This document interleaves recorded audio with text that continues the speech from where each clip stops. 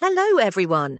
Today I'm going to walk you through Your Money or Your Life by Vicki Robin and Joe Dominguez. Not just a summary, but a full, easy version. This is a book about money as life energy, how to see where your money is going, and how to eventually reach financial freedom, so you don't have to keep working just to survive. Even if you don't know much about money or finance, by the end, you'll understand this approach and even use it for your life. Let's begin. Part 1. The Big Idea. Money is life energy. The authors say, money is not just notes, coins, or numbers in your account. It actually represents your time, energy, and effort, your life. When you go to work, you give your time and energy to earn money. So every rupee you earn is a small piece of your life. Imagine you work in an office and earn 20,000 rupees per month. But to earn this, you travel 1 hour to office and 1 hour back daily. You spend money on bus or petrol. You buy special clothes for work. You get tired, so you rest more. All this takes your time and energy. So the 20,000 rupees you earn isn't just salary, it's your life energy converted into money. When you spend money, you're actually spending the hours of your life you used to earn it. For example, if your real earnings are 250 rupees per hour and a shirt costs 1,000 rupees, that shirt equals 4 hours of your life. So before buying anything, ask yourself, is this worth 4 hours of my life? Part 2.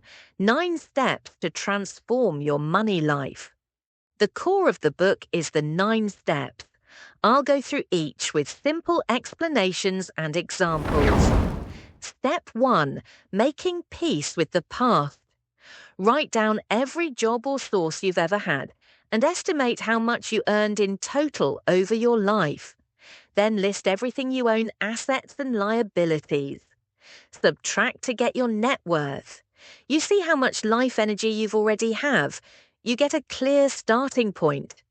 Suppose you had part-time jobs in college, full-time jobs later. Add those incomes.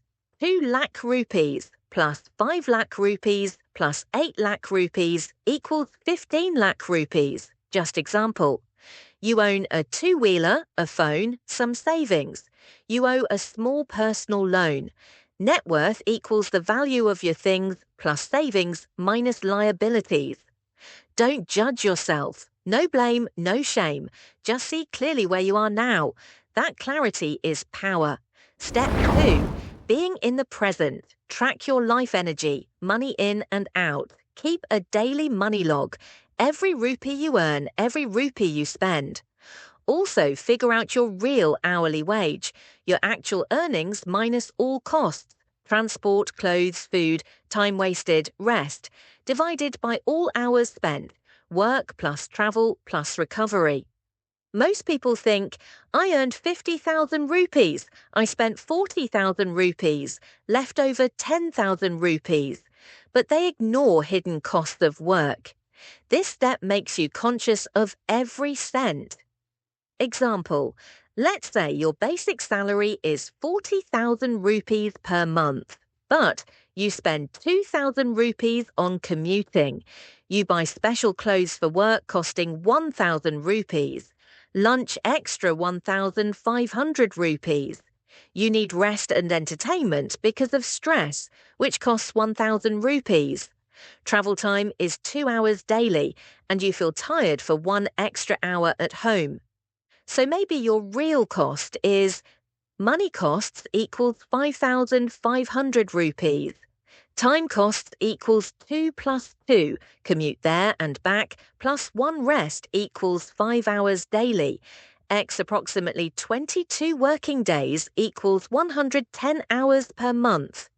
So your real hourly life energy cost is quite higher than the simple 40,000 rupees per 160 hours. This forces you to see that many purchases are costing more life than you thought. If you don't track carefully, money vanishes. It's like water leaking from a bucket.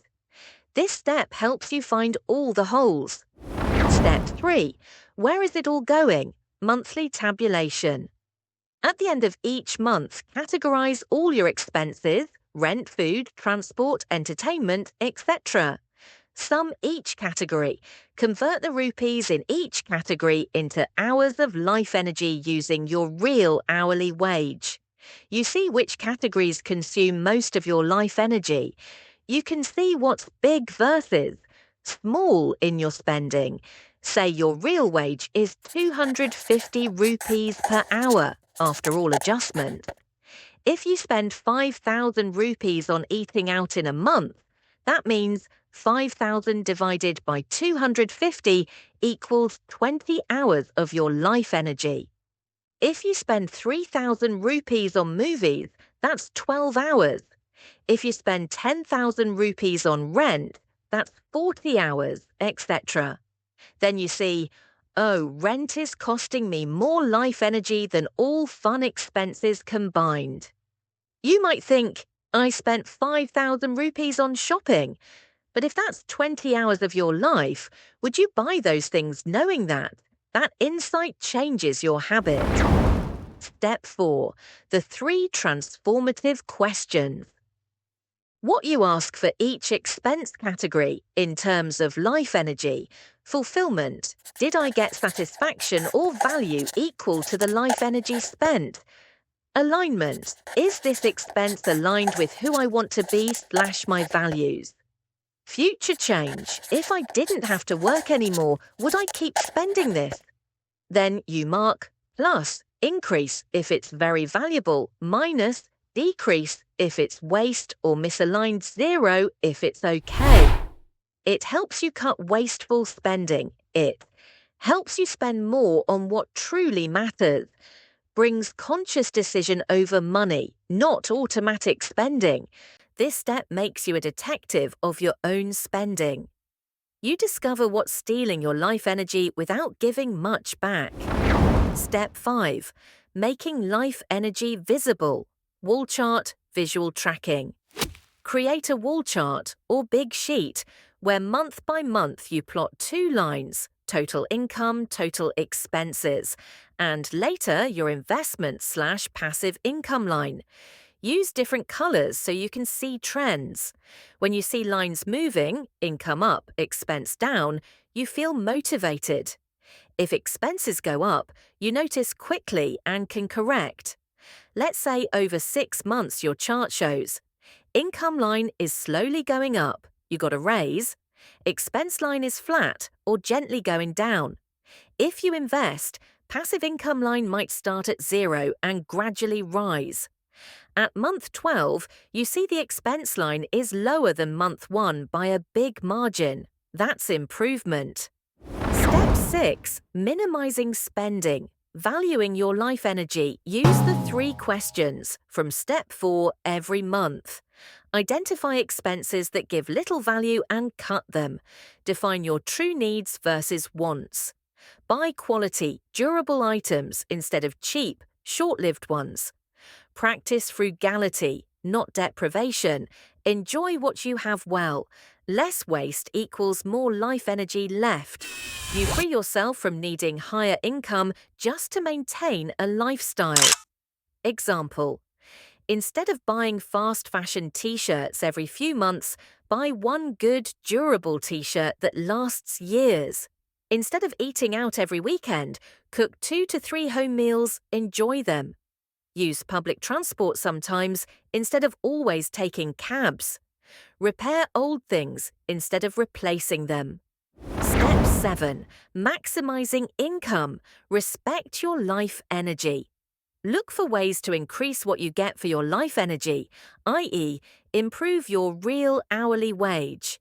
That could mean switching to a job that pays better or demands fewer costs, freelancing or side gigs, learning new skills, reducing job-related costs, e.g. work close to home, remote work, negotiating salary. If you just cut expenses but income stays low, progress is slow. But if you increase what life energy gives you, total freedom comes faster. Suppose you learn digital skills. e.g. graphic design, and take small gigs in evenings. That brings extra 5,000 rupees for maybe 10 hours. Real wage is high. Asking your boss for a hike once you show value. Don't just cut costs. Also upgrade your earning. Your time is precious. Make it work for you, not against you. Step 8. Capital and the crossover point. Use your savings or invested capital. Your capital generates income, interest, dividends, rent, without you working for each rupee. Plot your investment income line on the wall chart. The crossover point is when investment income equals your monthly expenses. At that point, you are financially independent, because when passive income covers your expenses, you no longer need to work unless you want to. Imagine your money working for you, not you working for money. That's the crossover point, when your investments pay your bills. Step 9. Managing finances. Wisely learn about safe, low-cost investments, not speculative. Avoid high fees, hidden commissions. Ensure your investments are liquid. You can convert to cash when needed. Maintain a cushion, emergency fund, and cash surplus for goals, gifts, emergencies. Re-evaluate regularly, because capital, if mismanaged, can fail. You want peace, reliability, and sustainability. This ensures your financial independence is durable. Instead of high-fee mutual funds, choose index funds or local low-cost funds. Keep 6 months' expenses in a safe savings or liquid fund. Don't put all money in risky stocks. Spread across safer instruments. Rebalance portfolio once a year. Avoid schemes with big commissions where brokers earn more than you. Your investments should feel safe, not stressful. You want them to support your life, not risk it. Part 3. Key ideas and mindset shifts. Wrap up. After going through steps, emphasize these. Enough is personal. What is enough for you may be different from others. Once you know you're enough, you stop over-consuming. Life is more than money. Money is a tool. It should support your values, not control them. Freedom comes gradually. This is a marathon, not a sprint. Your chart will reflect small steps over months and years. Consciousness over rules. This isn't rigid budgeting. It's about being aware, making choices, and aligning spending to values. Money is not separate from life. Your spending, saving, working should reflect who you are. This book invites you to reconstruct your money life, not just to get rich, but to be free, free of stress, free of things dictating your life, free to live by your values. If you practice these 9 steps with sincerity, over time you'll see changes, less waste, more meaning, more freedom. If you liked this, please like, share, comment your thoughts. I'll bring more book scripts like this. Thank you.